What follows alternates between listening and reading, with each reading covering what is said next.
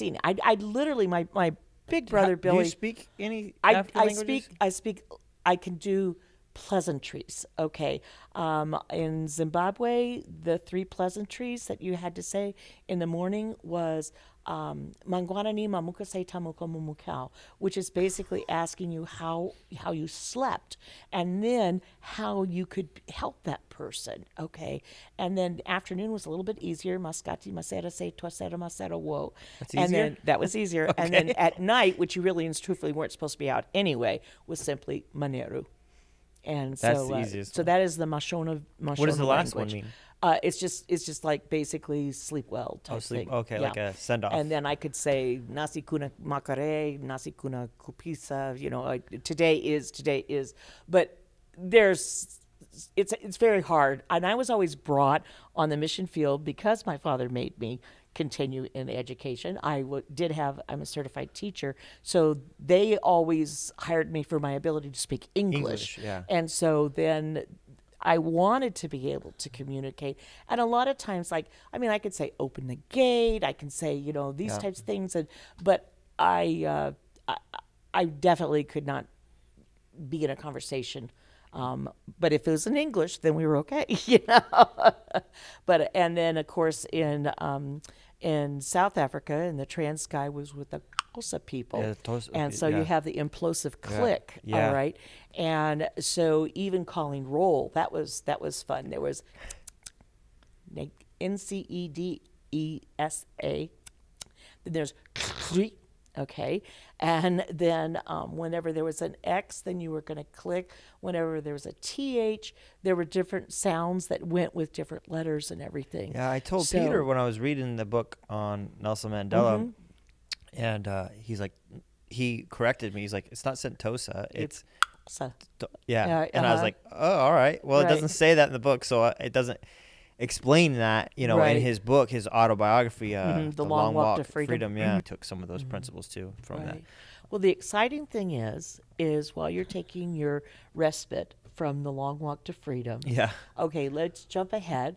And he came out and he was a man of reconciliation. Yeah. The very first thing he said to everyone was throw your guns into the sea. There's not going to be bloodshed. It's not going to be, we're going to take over and we're going to kill all the white Yep. people. Okay. We're going to reconcile. And Like Lincoln. yes, very much so, Mike, very much. And so, in that reconciliation, then he was able to make incredible strides. And there's a really good movie called Invictus, Yeah. Invictus, that shows how he was actually, because that was the year that South Africa took the World Cup Yeah. in rugby, and he was there. He wore a springbok, which is the Afrikaner white team's jersey, and he was there as Mandela at the rugby match, and it was just amazing. But it's a great movie. It'll give you a lot of insight. But it was Invictus, and it had one of those really nice movie stars, either Brad Pitt or one of those other famous guys Yeah, in I it. think it's Matt Right. Damon or Okay, something. Yeah. yeah, I don't. But the great thing is, you were asking about how this then would affect us. Well, Nelson Mandela, all right, we had, I had an incredible opportunity along with a friend, Michelle Conless and Delinda Higgins. Okay, so our school that we had, that Peter taught at, and that was started by the Foursquare Mission there, and it was also uh, totally, we had a board and it was all these parents. And the reason we had this school with an English medium of instruction is because when Mandela got out, we knew, parents knew, that their children could have the opportunity to actually go into a previously all white school. Mm-hmm. Now, you could have two choices. You could go with the Boers and you would speak Afrikaans. And of Mm-hmm. course, that's kind of the language of the oppressor. So they really didn't want that. Yep. Or you could go with the British, descendants, and then you would be speaking English. Yep. So they came to the pastor of the church, the supervisor, Mr. Manthi, and his wife, and asked if they could have an English speaking school. And that's how Valley Dawn Christian School was started back in 1989. I got there in 1990, and then got to meet the students and of course the families, and if they're They were all sent. they were Xhosa people. Xhosa. I feel like X is the implosive consonant. Xhosa. So sometimes you see it with an upside down or right side up exclamation point. So you know you're supposed to click. Okay. So, but so there was Because that's Nelson Mandela's tribe. he actually is Xhosa, but he's also Timbu. Yeah. Mm-hmm. Yeah. But it's all in that same area. He's in yeah. the Transkei. Trans- And so what ends up happening is one of our parents who was on the board, Mr. Indrozella, he comes and he says, "Would you like to come to Nelson Mandela's book signing?" And we're looking at each other like, well, sure. Okay. So he says, okay, so come on this day at this time to my school, which was a mission school. And so we tried to get there as early as we could because we didn't know what the roads were going to be like. You never knew if the dirt road was going to take you an hour, 2 hours, or if it had just been recently graded, it'd be 15 minutes. Well, what ended up happening is in order for all of the dignitaries around to get to that school in this rural area, they literally made the dirt roads without any potholes or anything, so all the BMWs and everything Yeah. could come in. Well, we were shocked because we got there early. Well, then as we were coming into the school, we saw pink smoke, and then we saw a helicopter, and I thought, oh, they must be telling where Mandela's helicopter should land. And then we're driving in, and we see Mr. Indrozella, and he goes, quick, you go park, and you girls get out of the car, and you can join. Mandela's here, and none of the dignitaries are, so he's going to basically walk through and explain his first experiences at the school, what it was like for this boy of the bush, Yeah. even though he was a prince, Yeah. okay, to come His story's to amazing. a school. Like the Right. beginning is like crazy. Right. So I'm driving. So I literally helped push my friend Linda Higgins and Michelle Conless out, and they're tottering after Mr. Andrew Gisella. Now we're not on any private list. We are being pushed in because we know Mr. Indrozella. Okay, that's our open door. So I go and park, and then I'm going like, where is the security? And so the funniest thing is we walked.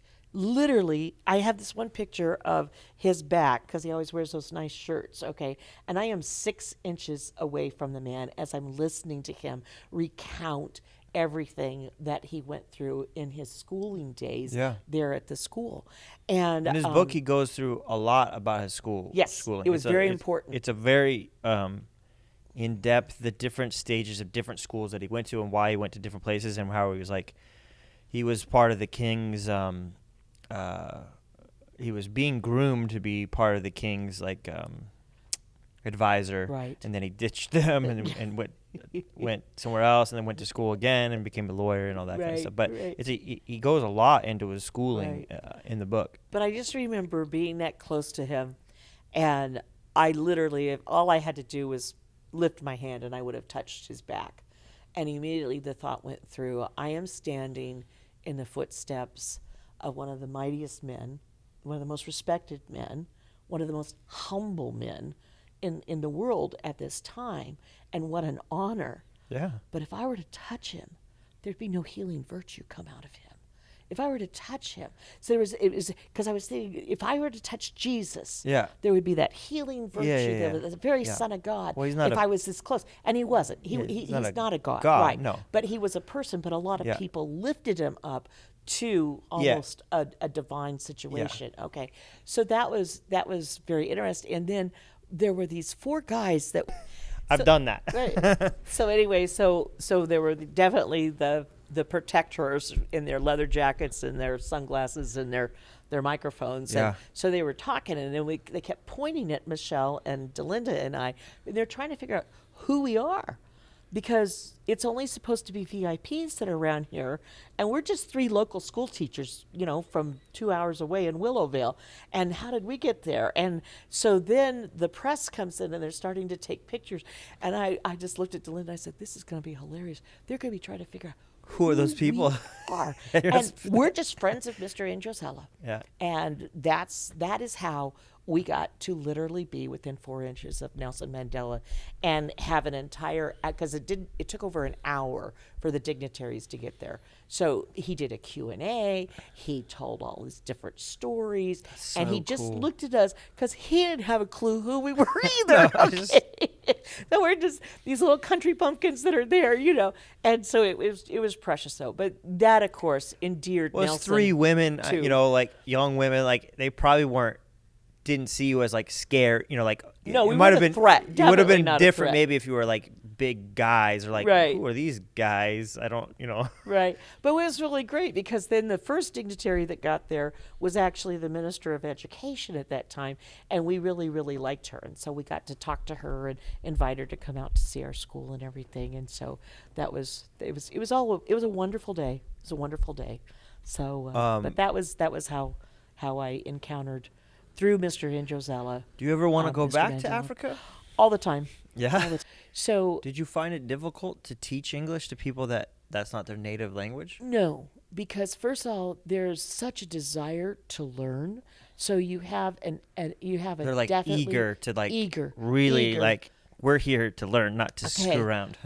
The students that were in their last year at our school that were getting into these previously all-white schools, it became a challenge, Mike, because you're growing up in a rural area and you're going to need to be able to be in the urban area. Yeah. So on Saturdays, I would take the kids, the whole graduating class. There were only I think 11 at that time, so we could all fit in the back of the truck and the front of the truck.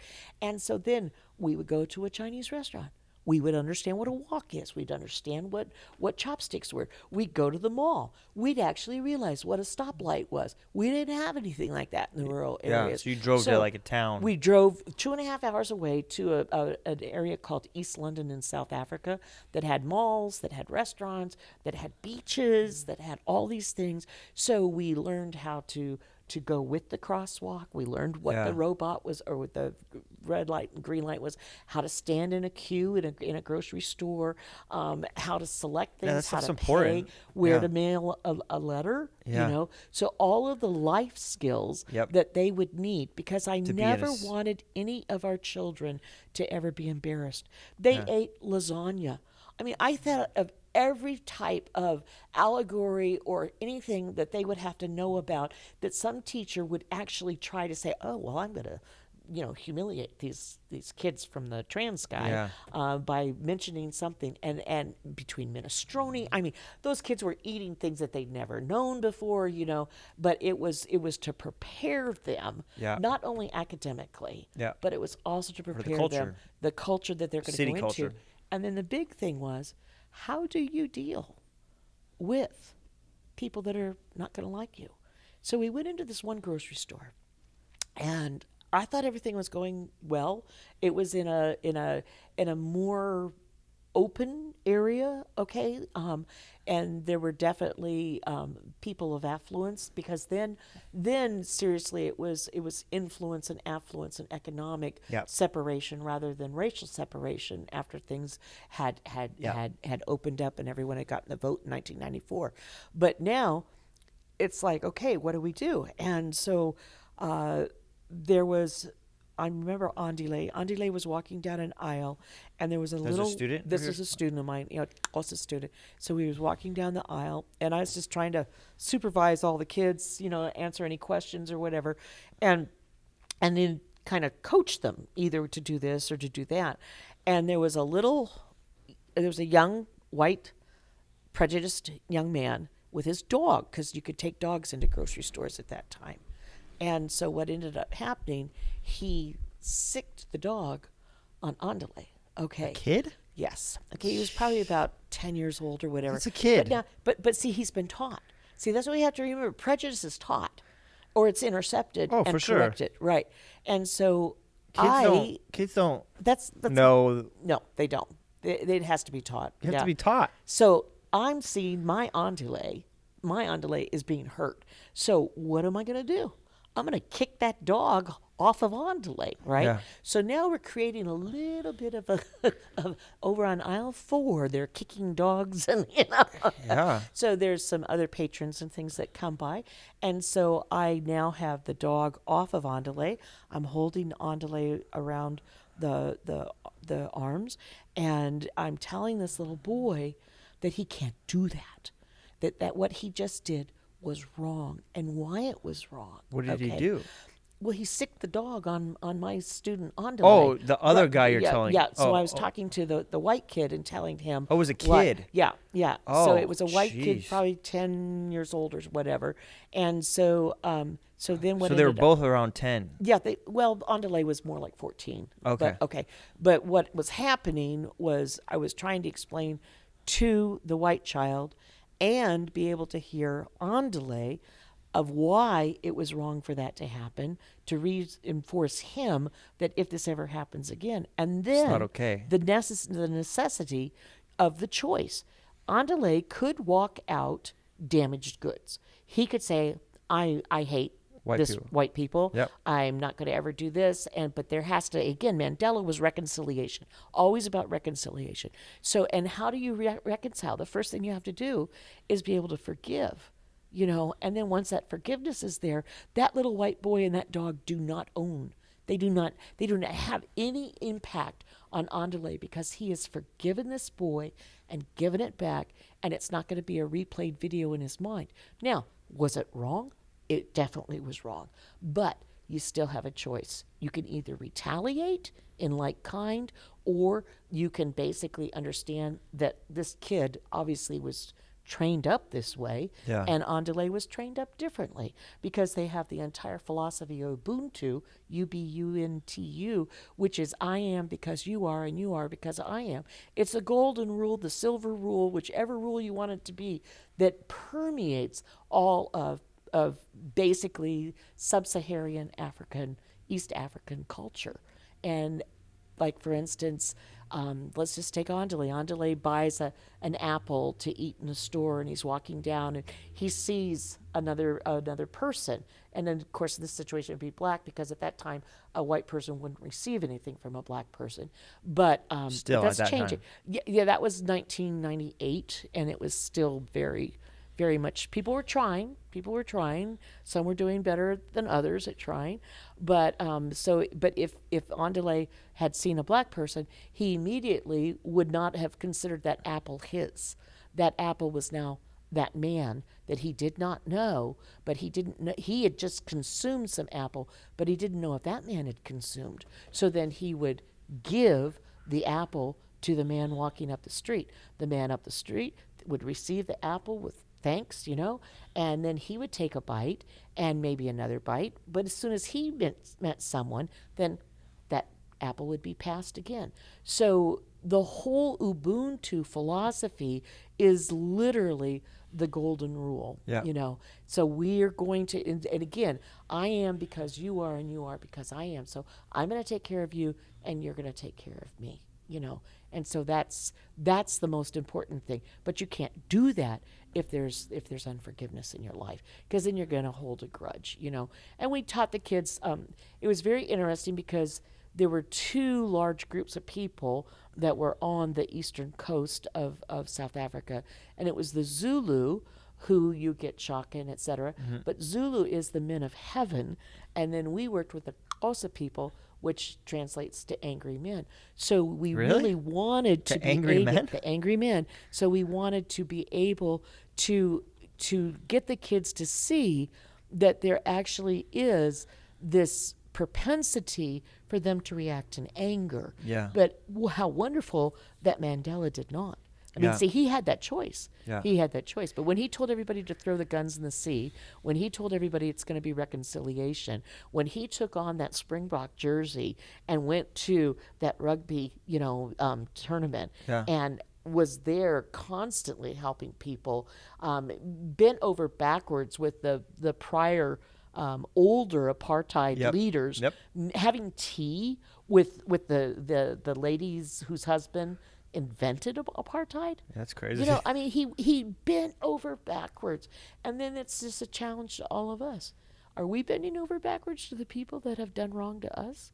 Are we forgiving them so that we can make bridges and reconcile? Yeah. His life is definitely a challenge to all of us, whether we're Christians or not, to reconcile with our enemies, to reconcile and to move forward, to see what can be done instead of what was done, Yeah. and to learn from it, and then to move on. But yes, I very much. Mandela is a pretty amazing person, as was Martin Luther King, Yeah, as was Gandhi. Yeah. Let me talk for just a second, help me feel that sense of rhythm. Find the meanings in our bearings and discover this position as a stage along the way. Another rung to the ladder, either stalling or you're climbing, and I'd rather beat the ladder. Instead of getting fatter, let the footsteps resume naturally.